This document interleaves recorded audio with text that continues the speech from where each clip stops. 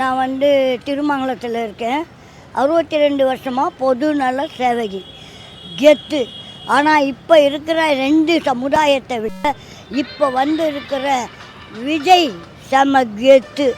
பாருங்க, அவரை பற்றி போற்றுவோர் போற்றட்டும், புழுதியில் தூற்றுவோர் தூற்றட்டும். எல்லாம் போற்றப்படுவது மக்கள் போற்றப்பட்டாங்க. ஆனால் இவன் ஸ்டாலின் அவர்கள் தூத்தி கொண்டே இருந்தார். ஐயா ஜீரோன்னாரு, காணாத போவோன்னாரு, வராதுன்னாரு. அவர் சொன்ன அனைத்திலும் கடமை, கண்ணியம், கட்டுப்பாடு அன்றவர்கள கெத்தாக வந்தார்.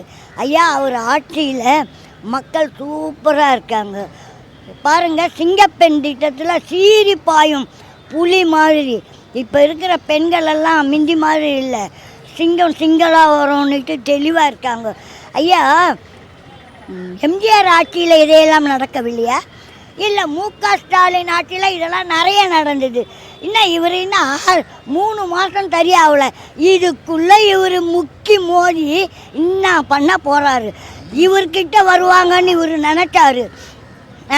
இவர் பாருங்க, அந்த கொளத்தூர் தொகுதியிலே மண்ணை கவித்தாருன்னா அதை விட படுதோல்வி.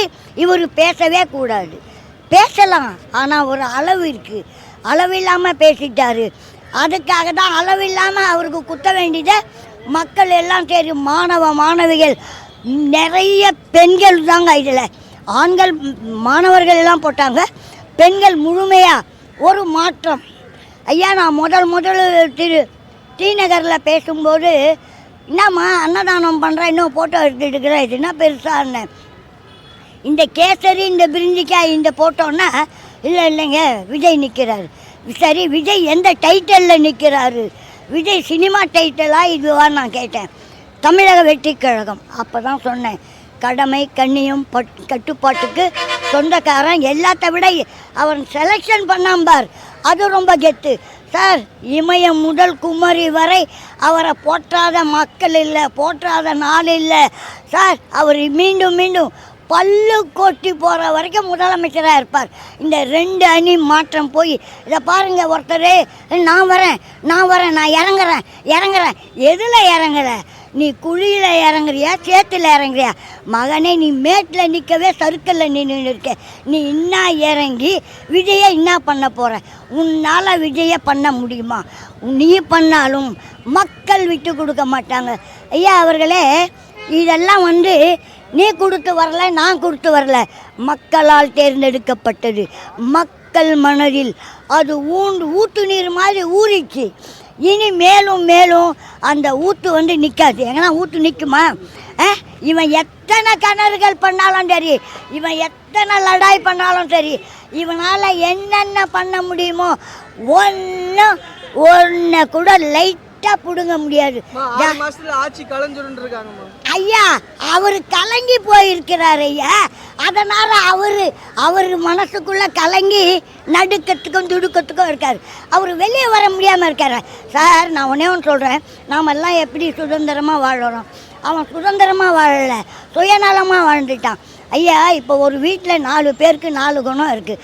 அந்த 4 பேரில் 4 12 பேர் அவங்களே உள்ளே விட்டுக்கிட்டான். ஏன்னா வெளியில் போனால் லீக் ஆகிடும். அவருடைய மகளை கொடுத்தாரு. அவர் பொது நலன் ஒன்று ஆரம்பித்தார். அந்த பொது நலன் தானே மக்கள் எல்லோரும் ஒரு 4 பேர், நீ 4 நான் 4 40 பேர் சேர்ந்துட்டாங்க. அதுக்கப்புறம் சுயநலமாக உள்ளே போய் பூந்துட்ட உடனே ஒன்று விடுதலை ஆயிடுச்சு. இப்போ இங்கே போனவங்களே திரும்பி வெளியே வந்துட்டாங்கன்னா உன்னுடைய யோகிதை, உன்னுடைய தகுதி, உன்னுடைய நடவடிக்கையில் மனசங்கடம். இவன் எதை வேணாலும் பண்ணுவான். ஐயா, கிளைய வெட்டினா துளுத்துடும். இவர் கிளைய வெட்ட மாட்டார். அந்த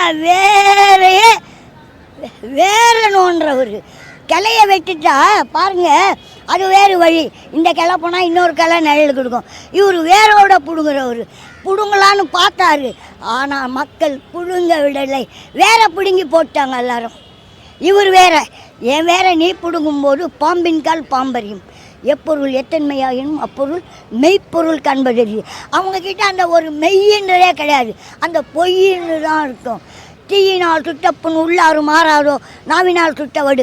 அவன் யார் அந்த நாக்கில் சுட்டானோ அவன் நாக்கே பற்றிக்கிச்சு. புரியுதா? பள்ளத்தை தோண்டிட்டு மேலே போட்டு வச்சுக்கிட்டான் பார். அவன் தெரியாத அவன் பார்த்து ஏதோ இருக்குது பச்சை இலைன்னு போயிட்டான். இவன் போட்டவன் மறந்துட்டு அதிலே விழுந்துட்டானான். மேட்டில் விழுந்திருந்தா கை போட்டு தூக்கலாம், ஆழத்தில் விழுந்தான். இவன் விழுந்தவனை நம்ம கையை கொடுத்தோம்னா இவனை மேலே தூக்க முடியாது, இவன் நம்மளை தூக்கிப்பான் அவன் பக்கத்தில். ஆகையினால மக்கள் எல்லாம் தெளிவாக, தெம்பாக, சந்தோஷமாக, ஆனந்தமாக தில்லாகிறாங்க. சார் இப்போ பாருங்கள், அம்மா உணவகத்தில் அவன் ஒன்றுமே கொடுக்காம இருந்தான். இன்றைக்கி நான் இதை சொல்கிறேன்னா, ஒரு ஏரியாவில் போவேன். அம்மா என்ன சாப்பாடு, ஏது சாப்பாடுன்னா, என்னங்க நீங்கள் ஆச்சு நாங்களாச்சு, நானும் ஒன்று டேஸ்ட்டாக இருந்தால் 5 ரூபா கொடுத்து சாப்பிடுவோம், அதுக்கு தான் வந்தேன்னா ஒன்றுமே தரலைங்க. கேஸு இல்லை, அது இல்லை. ஏன்டா அதெல்லாம் தரல? அம்மா உணவகம் போட்டா என்ன, நீ போட்டா என்ன, பேர் மட்டும் அம்மானுக்குது, நீ தானே எல்லாம் செயல்படுற. 50-50 ஆஃபரில் நம்ம வச்சுக்கலாம். அம்மாவுக்கு 50 போட்டோம் புண்ணியம், உனக்கு ஒரு 50 வரட்டும். செயல்படுறவங்களுக்கும் அந்த புண்ணியம் இருக்கா இல்லையா? இருக்கா இல்லையா தம்பி? நீங்கள் நல்லா யோசனை பண்ணுங்கள். நீ